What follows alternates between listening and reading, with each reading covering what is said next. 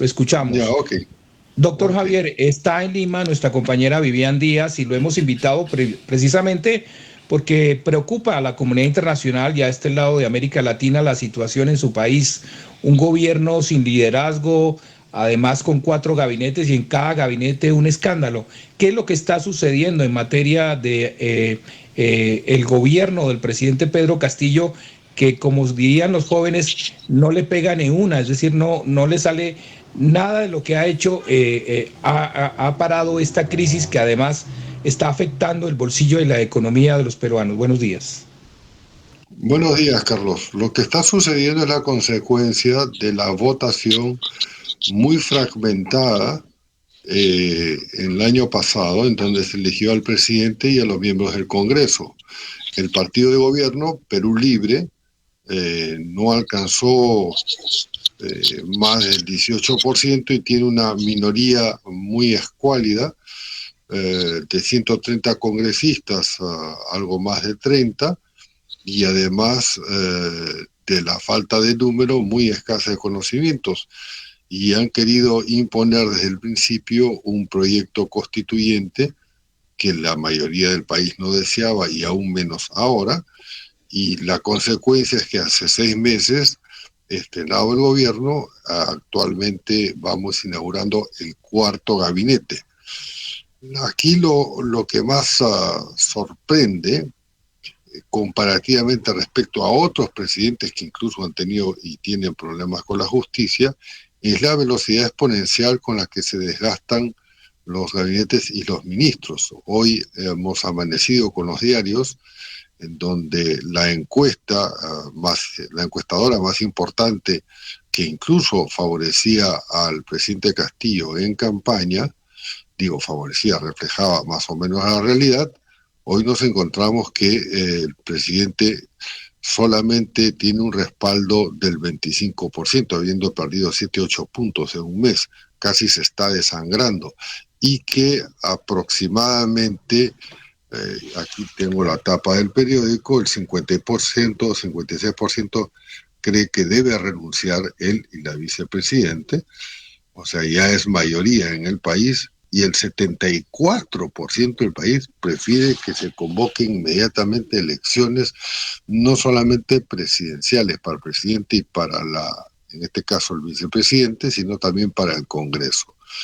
Este deterioro tiene esa explicación de origen, esa fragilidad, y obviamente en la gestión la ausencia de una voluntad muy clara del presidente de convocar lo que en su momento se llamó a un pacto del Bicentenario para que conforme gobierno con bancadas que le den mayoría en el Congreso y a su constante confrontación con el Parlamento y a la desatención de los principales problemas del país. Sí, doctor Javier González, hoy se le acusa al presidente Pedro Castillo de estar, digamos, incumpliéndole a todo el país, inclusive a sus electores. Se ha quedado sin un partido de gobierno y dicen que lo que está intentando es conformar unos gabinetes acorde a más bien unas cuotas que le exigen algunos líderes como Cerrón. ¿Para dónde va Perú si, digamos, Pedro Castillo sigue con esos nombramientos? ¿Qué podría hacer el Congreso realmente para frenar un mal gobierno? ¿Y qué podría pasar en el corto plazo para la economía peruana con toda esta crisis que obviamente afecta a los capitales y, por supuesto, se frena la generación de empleo y todo lo que tiene que ver alrededor del poder económico? Bueno, es evidente que el señor Cerrón, que es el secretario general del Partido Perú Libre, que lo llevó como candidato invitado a la presidencia, ha retomado en este cuarto gabinete un protagonismo principal o importante en la designación de ministerios muy clave, como el Ministerio de la Salud, el Ministerio de Energía y Minas, un país que un altísimo porcentaje de sus exportaciones depende de los minerales y donde está entrando mucho dinero no porque el Perú lo esté haciendo bien, sino por el altísimo precio de los valores de las exportaciones peruanas. Ese es un factor, digamos, muy importante de este rechazo en las encuestas a 5 días de haber sido denominado un cuarto gabinete ministerial, que si uno le lleva la cuenta, por ejemplo en el caso del Ministerio Interior, que debería estar orientado a confrontar la corrupción y la delincuencia, hemos tenido 4 ministros en 6 meses. Esto ya es niveles kafkianos de locura. ¿Qué es lo que está sucediendo en materia económica? Muy sencillo, la inestabilidad en la que estamos sometidos, prácticamente todos, ahuyenta todo tipo de voluntad de arriesgar, de invertir, de crear empleo.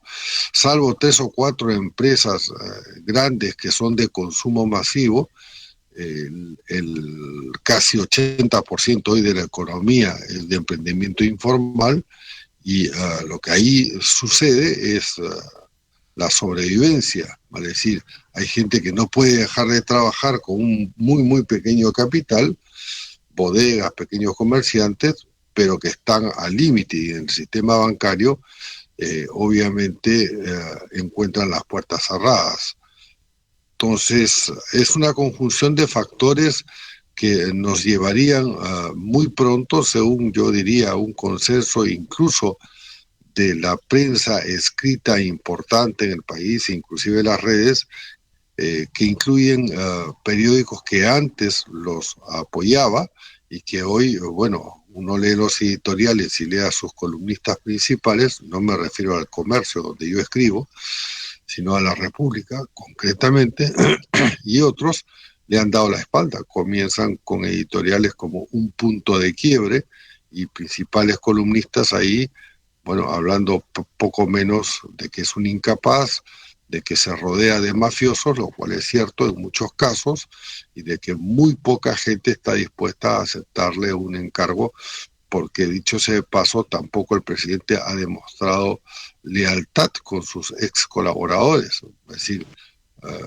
los descarta de una manera velocísima, y entonces los continuos, digo continuos porque cada semana son 2, 3, 4 destapes de corrupción al más alto nivel, lo que erosiona es bueno, la gobernanza del país y, por cierto, la permanencia del presidente y del equipo que lo acompaña, que es un equipo que puede ser hoy compuesto por 18 ministros, y en 3 semanas, cuando vaya al Parlamento, que no obtenga o se obtiene el voto de confianza, en la práctica después comienzan a desfilar para ser cuestionados, porque hay algunos que incluso apenas son nombrados, porque son desconocidos, saltan a la opinión pública una cantidad de escándalos, de delitos, de acusaciones en la Fiscalía a lo largo de sus vidas personales o profesionales, que la verdad que es asombroso, algo nunca visto en la historia republicana del Perú en 200 años, y eso que no somos un país republicano ejemplar. Pero estos niveles en los que nos ha sometido el presidente Castillo, la verdad que son una vergüenza nacional. Muy brevemente, doctor Javier González Olechea, ¿cree usted que los días de gobierno en el cargo del presidente Castillo están contados? ¿Vamos a terminar en una vacancia o será la misma opinión pública en las calles que le va a pedir su retiro? Hay 3 o 4 procedimientos, de los cuales 2 están claramente encausados en la Constitución, que son la vacancia. Y la vacancia es un procedimiento mediante el cual, previa acusación constitucional dentro del propio Congreso, con 87 votos de 130, se produce, después de un debido proceso de defensa del presidente, la vacancia, se puede producir la vacancia. Parecería hoy que se está menos lejos de alcanzar ese número de lo que se estaba hace un mes. El segundo procedimiento es una acusación constitucional directa, que ya está en curso, está así, y está en la evaluación de la Subcomisión de Acusaciones Constitucionales del Congreso, que de ser aprobada pasa a la Comisión Permanente, a la Junta Directiva, digamos, del Congreso, y a su vez al Pleno. Ahí, descontando los votos de la Comisión Permanente, con una mayoría que no es una mayoría tan alta, se puede producir el desafuero del presidente con todas las garantías de una defensa apropiada a través de él directamente o del abogado que él designe. Eso pareciera más cercano. Yo he leído la demanda, la acusación constitucional, y la verdad que tiene mucho fundamento. Después hay otras vías, que son las propias encuestas y la calle. El descontento es creciente, pero sobre todo está perdiendo apoyo donde allí tuvo bases, digamos, no tan orgánicas, pero opinión favorable en la primera y en la segunda vuelta electoral, básicamente en el corredor minero, en el corredor sur. Pero se da la paradoja que tenemos uno de los principales rubros de exportación, el cobre, alcanzando récords mundiales, y tenemos, hemos tenido a la primer ministra anterior, la señora Vázquez, que por decreto fue, o por propia iniciativa y voz, sin decreto de por medio, cerró 3 o 4 mineras muy importantes. Entonces, en esas condiciones, es muy difícil, con la pérdida de empleos, es decir, miles y miles de puestos de trabajo directos y muchos miles de puestos de trabajo de la cadena productiva, es decir, de suministros, de gente que les vende a las mineras de todo, desde uniformes hasta comida.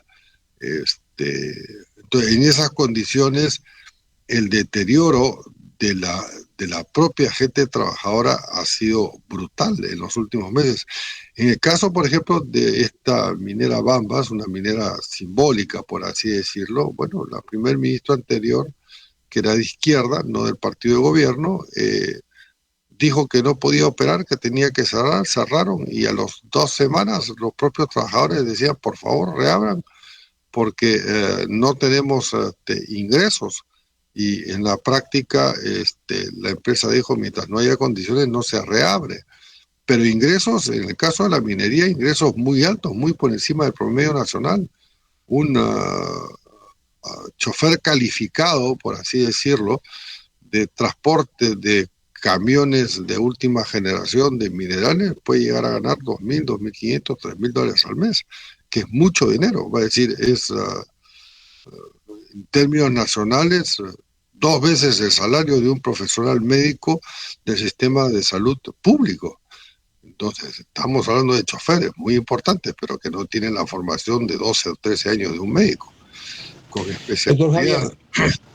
Doctor Javier, usted nos ha dado en esta mañana en Troya Noticias una radiografía de lo que está pasando. Hay 3 vías de lo que puede suceder, y es que puede terminar en la vacancia, en la salida del presidente Pedro Castillo. Un gusto saludarlo desde la ciudad de Bogotá y en Lima, donde también está nuestra compañera Vivian Díaz. Muchas gracias, un feliz día. Hasta pronto y buenas tardes o buenos días y buena semana. Hoy es el Día de la Amistad. La amistad, sí, señor, de Colombia y el Perú es histórica. Un saludo para todos. Gracias. Vamos a un corte de comerciales y ya regresamos.